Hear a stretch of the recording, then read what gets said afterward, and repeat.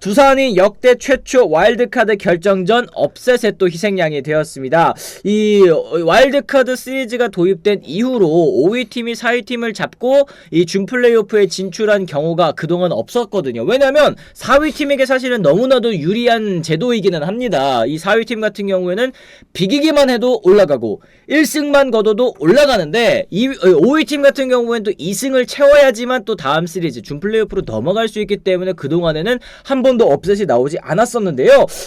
이제 5위 결정전 이승용 감독에 이어서 탈락 후 일부 팬들로부터 야유 소리를 또 들었다고 합니다.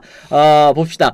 이승엽 나가 이거 가지고 또 나왔는데 이승엽 감독 어쨌든 두산 베어스 정규 시즌 4위에 올랐고요. 1승 어드밴티지를 얻고도 5위 결정전을 통해서 올라온 KT의 두 경기를 모두 내주고 말았습니다. KT 같은 경우에는 어쨌든 SSG와 5위 결정전까지 또 치르고 투수력 소모가 있었음에도 불구하고 지금 어쨌든 3연승 지금 이제 이 두 경기 모두 다 잡고 이제 다음 시리즈 올라갈 수 있게 됐는데 지난해에는 또 5위로 와일드카드 결정전에 진출했었던 이승엽 감독 4위 NC에 1차전 패배하면서 탈락한 바가 있었기 때문에 올해에는 또 이제 와일드카드 결정전에서 패배 좀 더 쓰라리지 않을까라는 생각이 좀 듭니다. 위원님 좀 어떻게 생각하시는지 궁금합니다. 일단 KT가 저는 잘했다고 봐요.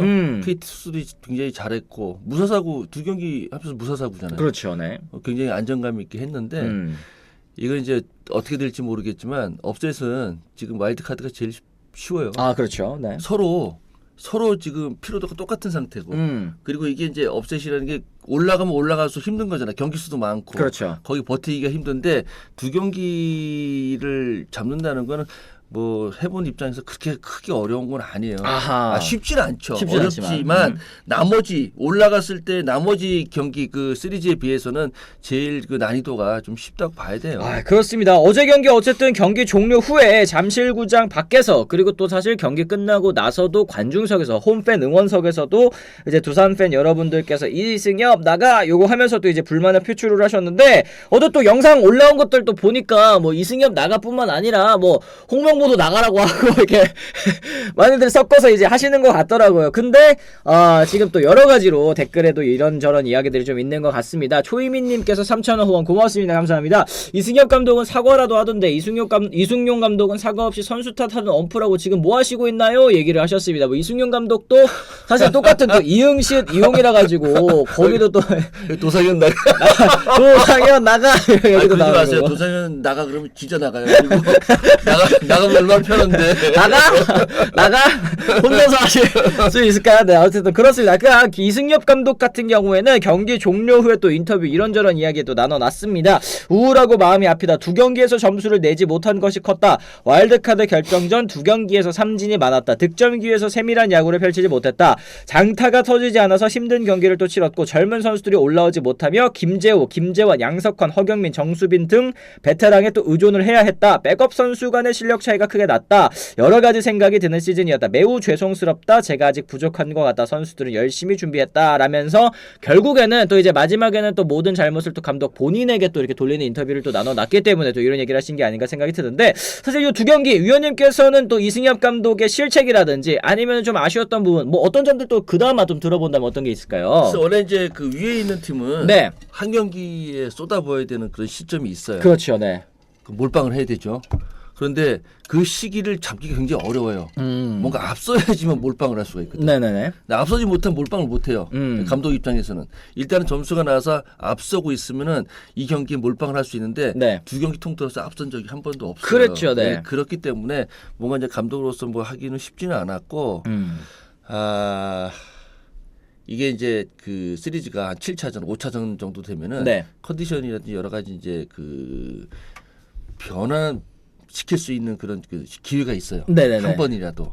근데 이게 다 두 경기잖아요. 그렇죠. 이게 한번 저기 타격감이라든지 뭔가 이렇게 딱 꼬이게 안 되면은. 올림 꼬이게 되면은 그게 이제 만회할 수 있는 기회가 없어요. 그러니까 저도 위원님이 이 말씀하시니까 예전에 해주셨던 말씀이 기억나는 게 이게 한국 시리즈의 기아 타이거즈가 이제 기다리고 있을 때 사실은 1차전까지는 내줘도 된다. 근데 2차전부터는 슬슬 감이 돌아와야 되고 그러면 사실은 이제 3차전부터는 기아 타이거즈 혹은 이제 1위 팀 한국 시리즈에서 기다리고 있는 팀이 경기력을 회복해서 또 이 순탄하게 이겨갈 수 있다라는 얘기를 또 해주셨던 게 기억이 나거든요. 그런 네. 뭐 비슷한 맥락이겠죠. 뭐 그렇죠. 그래서 뭐 두 번의 경기, 뭐 한 번의 경기일 수도 있지만 두 번의 경기까지 할 수 있는 그런 상황에서 뭔가 뒤집기는 쉽지 않았어요. 맞습니다, 맞습니다. 그러니까 결국에는 이승엽 감독 정규 시즌 내내 또 젊은 선수들 뭐 혹사 문제들도 또 있었고 또 이제 쓸놈쓸 뭐 이런 얘기들도 있기는 있었지만 결국에는 이제 가을 야구 진출이라는 성과를 이뤄낸 것은 뭐 여러 가지로 또 평가가 갈리는 것 같습니다. 이거 뭐 팬 여러분들께서는 좀 안 좋아하시는 분들도 계시고 또 이제 외부에서 볼 때는 그래도 이 선수단으로 4등한 거 잘한 거 아닌가 이렇게 보시는 팬 여러분들도 많았었는데 결국 이 와일드카드 결정전 2경기에서 결국에는 볼넷도 하나 얻어내지 못했고 또 1차전에서는 안타 7개 2차전에서는 안타 3개 요렇게 때려내고서는 사실 뭐 감독이 어떻게 할 수 있는 부분이 없을 것 같기는 해요. 뭐 일단 기본적으로 야구는 선수가 하는 거고 네. 뭐 감독은 거기에서 뒷받침을 하는 건데 일단 선수들이 이제 타격감이 안 좋았다는 게 그리고 이게 자꾸 이제 진 팀 쪽에서 입장에서 말을 하자면은 네. 핑계가 되는데 일단은 KT가 이겼잖아요. 네. 이긴 팀 입장에서 얘기는 해야 되거든요. 그렇죠, 네.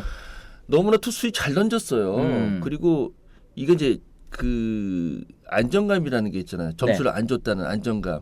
그게 타선에서도 그 보강이 되는 거고 0대 0에서 계속 끌고 갔잖아요. 네. 그리고 마지막까지 한 점차. 이거 요즘 야구에서 한 점차 지킨다는 게 참 쉽지는 않거든요. 그렇죠, 그렇죠. 역시나 이제 이거는 이승엽 감독을 잘했다 못했다 두산이 못했다가 아니라 그 크지 않은 점차를 계속해서 무실점으로 네. 완봉으로 끌고 간 그 KT의 투수력이 워낙 좋았다고 봐야 돼요. 그렇죠, 그렇죠. KT가 사실은 이제 두산 타선을 또 잘 틀어 막았다라고 또 이제 좋은 부분을 또 언급할 수 있을 것 같습니다. 고에스님 5,000원도 고맙습니다. 감사합니다. 정수빈, 허경민, 김지현, 양의지, 양석환 몸값 생각하면 이 정도 선수단이라 평가하면 안 되죠. 얘기를 해주셨는데, 그러니까 저런 이름값이 있는 선수들 혹은 이제 고액 연봉자들이 결국에는 해결을 해주지 못했다라는 거 요게 사실 감독으로서도 손쓰기가 참 힘들 것 같습니다. 그러니까 예를 들어서 지난해 이제 메이저리그를 또 예로 들면 뭐 보시는 분들 뭐 많이 있으실 테지만 LA 다저스가 사실은 이제 애리조나 상대로 3대 0으로 시리즈 탈락했거든요. 그때 당시에 배츠, 프리먼 진짜 뭐 MVP급 선수들이 도합 21타수 1안타를 때려냈단 말이에요. 이 중심 타자들인데 근데 그런 과정에서 배치를 뺄 수도 없고 프리먼을 뺄 수도 없고 타순 조정도 뭐 2번 3번에서 다른 타순으로 이제 내릴 수도 없고 이럴 때 사실은 감독이 진짜 손을 쓸 수 있는 거 할 수 있는 게 좀 없다는 생각도 들거든요. 허경민 뭐 김지한 양의지 뭐 양석환 이 선수들 나왔어요. 근데 이 선수들 이제 성적을 보면 3할에 뭐 30홈런이 최고잖아요. 네네. 근데 30홈런을 144경기로 잘라 보면은 이 두 경기에서 홈런이 나온다는 확률은 별로 없어요. 그것도 그렇죠. 그렇죠. 그리고 포스트 시즌은 필승조만 나와요. 근데 필승조를 상대해서 그렇게 막 뻥뻥뻥 잘 쳐내는 경기 많지 않거든요. 그렇죠. 예, 그런 걸 본다면은 역시 이제 포스트 시즌 그리고 경기가 짧으면 짧을수록 투수에 의존하는 경우가 상당히 커요.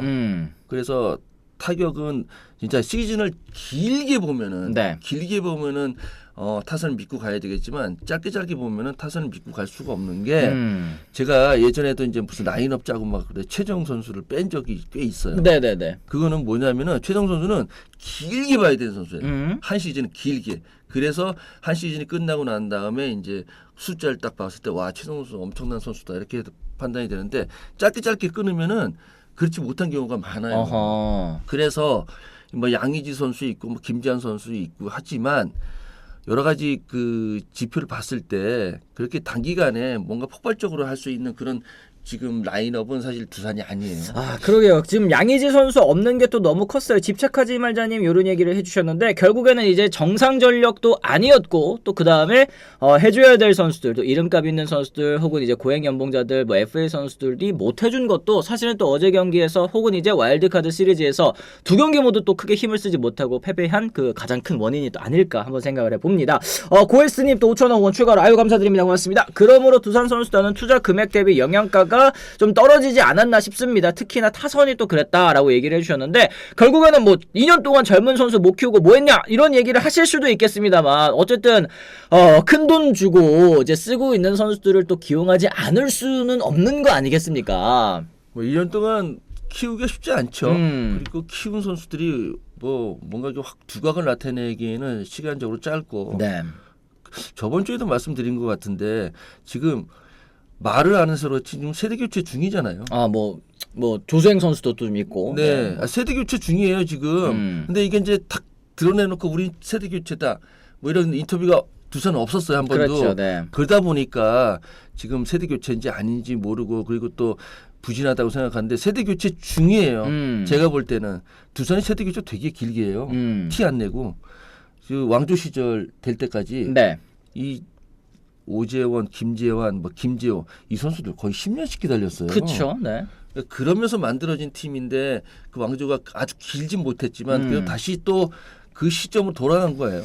결국에는 좀 이제 전성기를 이끌었었던 그런 선수들도 이제 사이클에 또 한번 또 돌잖아요. 이제 그럴 때 다시 또 올라가는 선수들이 빨리 좀 올라와줘야 될 텐데 지금은 약간 좀 과도기적인 느낌도 사실 그렇죠. 드는 것 같습니다. 근데 과도기인데도 불구하고 2년 연속 가을 야구 뭐 9위 찍고 5위 지금 4위 한 거 아니겠습니까? 그래서 여러 가지로 또 평가가 가장 많이 갈리는 감독이 이승엽 감독인 게 이 내부에서 보는 거 그리고 또 이제 외부 팬들의 또 시선에서 보는 게 가장 또 다른 감독이지 않을까. 또 외부에서 보기에는 혹은 이제 뭐 5위 싸움 못한 팀들이 있지 않습니까? 뭐 하나, 롯데, 뭐 NC 뭐 많이 있잖아요. 이제 하위권 팀들도 그럴 때는 뭐 키움도 있고 그런 팀들 같은 경우에는 뭐 5위 가놓고서 뭐 4위 안에 들어놓고서 또 이런 배부른 소리를 해 뭐 이렇게도 얘기를 할 수도 있는 거니까 이거는 사실 뭐 팬 여러분들이 아니면 또 깊게 들여다보기는 좀 쉽지 않은 그런 문제라는 생각이 좀 듭니다. 세대 교체가 이루어지면서 포스트 시즌 2년 연속 올라가는 거 되게 어려운 거예요. 네. 이 인적으로 생각을 해야지.